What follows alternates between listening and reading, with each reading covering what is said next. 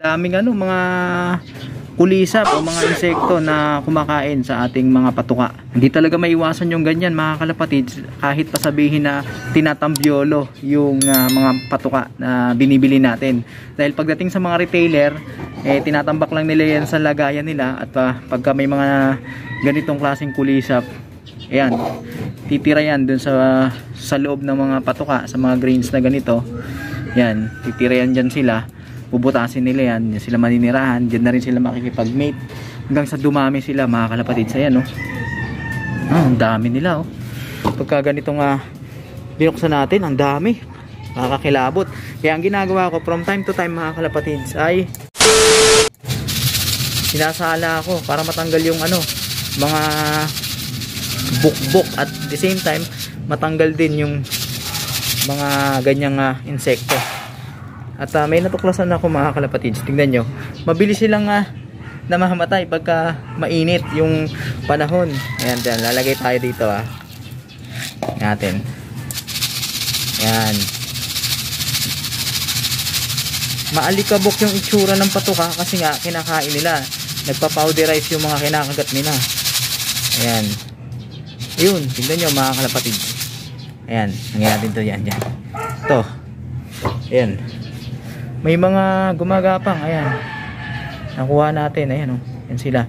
At ayan, pag nilagay natin sila dito sa initan, mamaya ligwak na yan. Tignan nyo, dami ng patay dami ng patay dyan. Ayaw pala nila sa init, mabilis silang namamatay, mabilis silang natutuyo. Kaya yun pala ang sikreto. Ito, bibilad natin to natin. Sige, ayun sila, naghihintuan sila. Ayan pala ang sikreto para matanggal. Kasi nung mga nakaraan, ginawa ko, binistay ko na yan mga kalapatids. Kasi nga pagka bumibili tayo, binibistay talaga natin yung ating patuka. Kaya lang napansin ko, nagulat ako, itong stock ko na to, pagbukas ko, ang dami na naman. So siguro baka nanganak na. Pagka may ilang natira at nagmate sila, ayan, manganganak na uli, kaya dadami. Pero ito, mabisang pamamaraan para ma-eradicate o matanggal yung mga yan. Kailangan pala bibilad natin sa araw yung ating mga patuka. Naglalabasan sila. Yan natin, tingnan natin. Patay na yung mga yan mga kalapatids, patay na sila. Mga parang kuto-kuto na yan. Ganyan lang pala, diskarte. Ayan, ayaw nila sa init Hindi.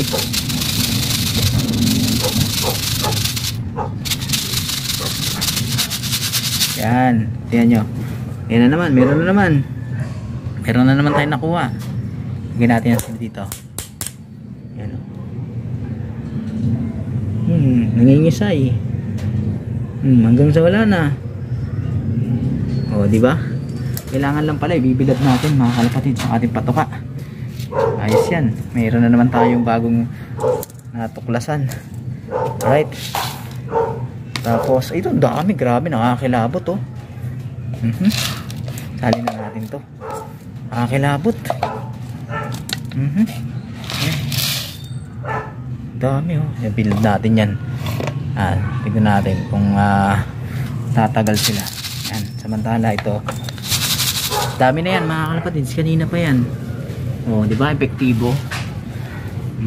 Namamatay agad sila pagka naiinitan o direktang natatamaan ng sikat ng araw.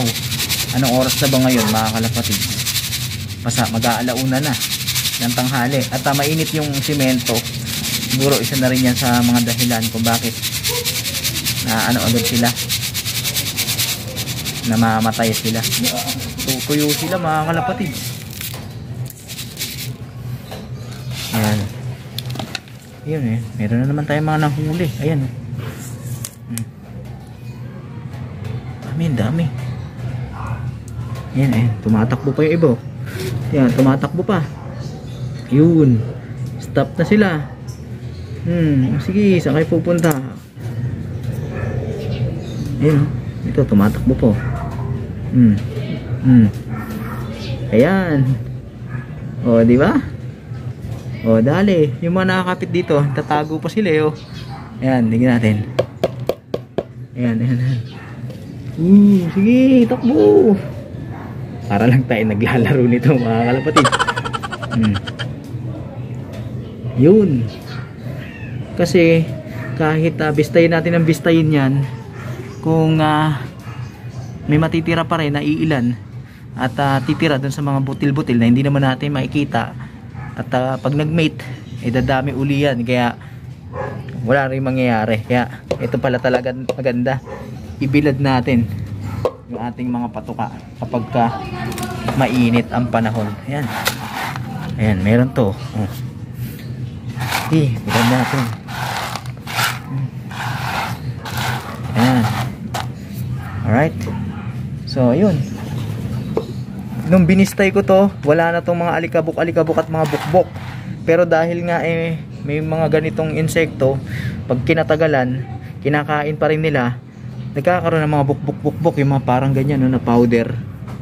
Ayan, mga patuka natin yan na papowderize dahil nga kinakain ng mga bukbok na yan. O, ano kayo ngayon? Ubus kayo, no? Tignan nyo pa to mga kalapatid. So, grabe yung ginawa dito sa ating mga patuka. Bukbok talaga, ayan, no? Ito yan eh, yung barley natin. So, ito mamaya bibilad natin to mga kalapatids.